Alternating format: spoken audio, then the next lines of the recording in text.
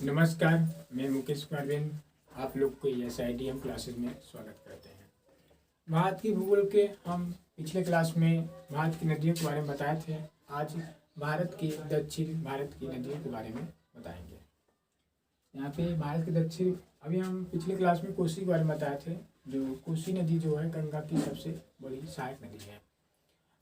कोसी नदी को बिहार की शोक नदी के से भी जाना जाता है। अब दक्षिण भारत की नदियां हैं जो इम्पोर्टेंट हैं। दक्षिण भारत में सबसे है आपका यहाँ पे एक नदी है गोदावरी नदी।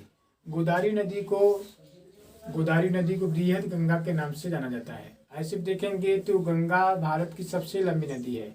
दूसरी सबसे बड़ी लंबी नदी की बात करेगा तो आपका हो जाएगा गोदावरी। गोदावरी नदी भारत की दूसरी सबसे बड़ी नदी है, लंबी नदी है। बड़ी पूछेगा तो ब्रह्मपुत्र लगाएंगे, लेकिन यहाँ सबसे लंबी नदी पूछेगा, दूसरी सबसे लंबी नदी कौन है, वो गोदावरी है। गोदावरी नासिक से निकलती है। नासिक महाराष्ट्र में है। यहाँ पे नासिक है। नासिक के पर्वत है त्रयंबक। ये नासिक है, नासिक महाराष्ट्र में है। नासिक के त्रयंबक पर्वत से निकलते हुए ये बंगाल की खाड़ी में डेल्टा बनाते हुए गिर जाती है। इंद्रावती, मंजीरा,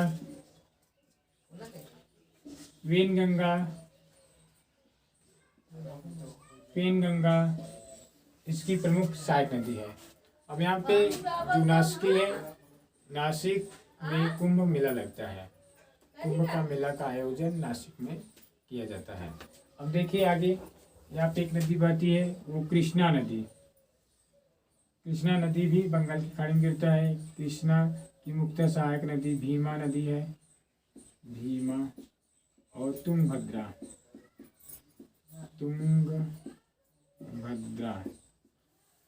ये कृष्णा की प्रमुख सहायक नदी है। कृष्णा की और भी सहायक नदी जैसे दूध गंगा, पंचगंगा कृष्णा की प्रमुख सहायक नदी है। और दक्षिण भारत की तीसरी सबसे लंबी आपकी कावेरी नदी है। कावेरी नदी जो है दक्षिण भारत की गंगा के नाम से भी जाना जाता है। ये नीलगिरी पर्वत श्रेणी से निकलते हुए बंगाल की खाड़ी में गिरी जाते हैं कावेरी नदी। कावेरी नदी की मुख्य जो सहायक नदी है वो आपका हेमावती है। हेमावती इसकी प्रमुख सहायक नदी है। किसकी? कावेरी की। और यहाँ पे देखेंगे गुजरात में एक नदी बहती है आपका साबरमती नदी। साबरमती नदी अरब सागर में गिरती है और इसके तट पे अहमदाबाद शहर, गुजरात का अहमदाबाद शहर और गांधी जी के जो साबरमती आश्रम है वो साबरमती नदी पे के तट पे है। और साबरमती आश्रम अहमदाबाद में है। और अहमदाबाद जो है किस नदी के तट पे है? साबरमती आश्रम ये है आपका। और यहीं पे आप देखेंगे गोवा है। यहाँ पे गोवा में एक नदी बहती है, उस नदी का नाम है मांडवी नदी। मांडवी नदी गोवा में बहती है और वो बहते हुए ये जो आपके अरब सागर में गिर जाती हैं। ठीक। सतपुरा पर्वत श्रेणी एक पर्वत है हमारा यहाँ पे इस एरिए में, सतपुरा पर्वत श्रेणी। सतपुरा पर्वत श्रेणी से आपका ताप्ती नदी निकलती है।